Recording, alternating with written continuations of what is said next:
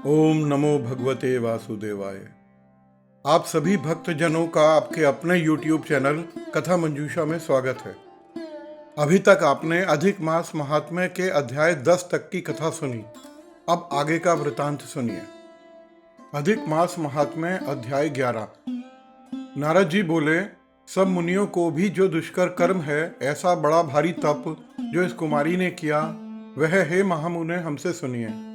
श्री नारायण बोले, अनंतर ऋषि कन्या ने भगवान शिव, शांत, पंचमुख, सनातन महादेव को चिंतन करके परम दारुण तप आरंभ किया।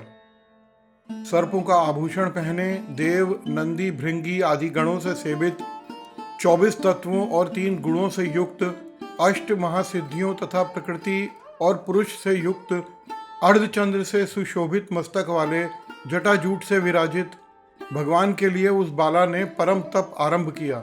ग्रीष्म ऋतु के सूर्य होने पर पंचांगिनी के बीच बैठकर, हेमंत और शिशिर ऋतुओं में ठंडे जल में बैठकर, खुले हुए मुख वाली जल में खिले हुए कमल की तरह शोभित होने लगी।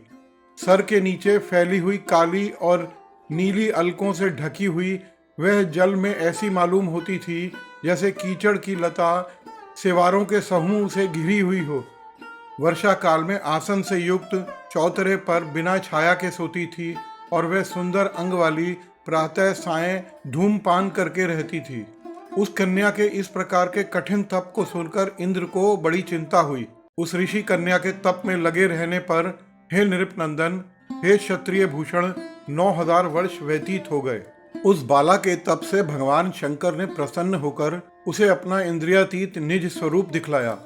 भगवान शंकर को देखकर देह में जैसे प्राण आ गए, वैसे सहसा खड़ी हो गई और तप से दुर्बल होने पर भी वह बाला उस समय हृष्ट पुष्ट हो गई।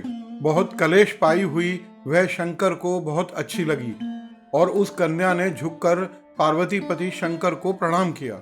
उन विश्ववंदित भगवान का मानसिक उपचार से पूजन करके और भक्ति युक्त चित्त से जगत के नाथ की स्तुति करने लगी। कन्या बोली, हे पार्वतीपति, हे प्रभु, हे भर्ग, हे भूतेश, हे गौरीश, हे शंभो, हे सोम सूर्याग्नि नेत्र, हे तमह, हे मेरे आधार, आपको प्रणाम है।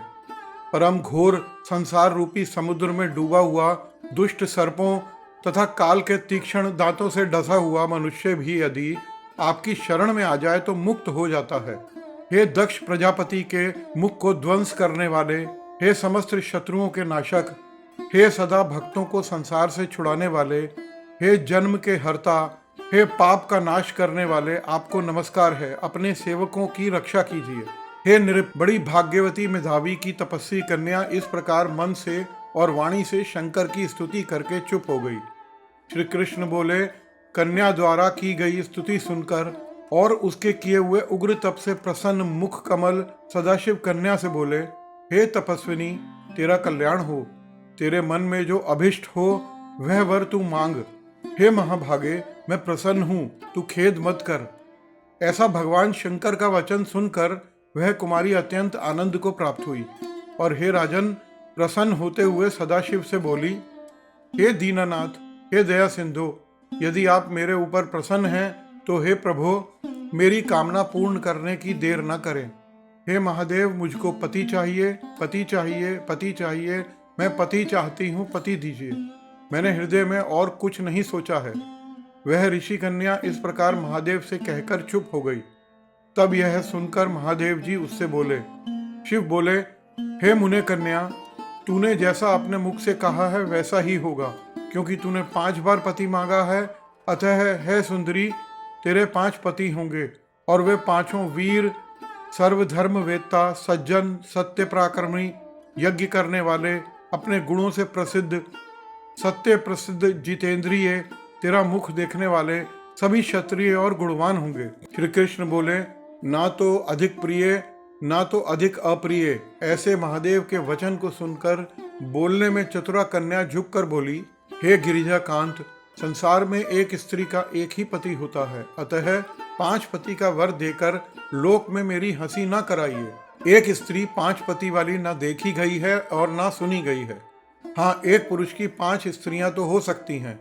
हे शंभो, हे कृपानिधे, आपकी सेविका मैं 5 पतियों वाली कैसे हो सकती हूँ? आपको मेरे लिए ऐसा कहना उचित नहीं है। आपकी सेविका होने के कारण जो लज्जा मुझे हो रही है वह आप अपने को ही समझिए। कन्या का ऐसा वचन सुनकर शंकर जी पुनः उससे बोले। शंकर जी बोले, हे भीरू, इस जन्म में तुझे पति सुख नहीं मिलेगा। दूसरे जन्म में जब तू तपोबल से बिना योनि के उत्पन्न होगी तब पति सुख को भोग कर अनंतर परम पद को प्राप्त होगी। क्योंकि मेरे प्रिय ऋषि दुर्वासा का तूने पहले अपमान किया है। वह दुर्वासा यदि क्रोध करे तो तीनों भुवनों को जला सकते हैं। सो तूने अभिमानवश ब्रह्म तेज का मर्दन किया है। जिस अधिक मास को भगवान कृष्ण ने अपना ऐश्वर्य दे दिया, उस भगवान के प्रिय पुरुषोत्तम मास का व्रत तूने नहीं किया।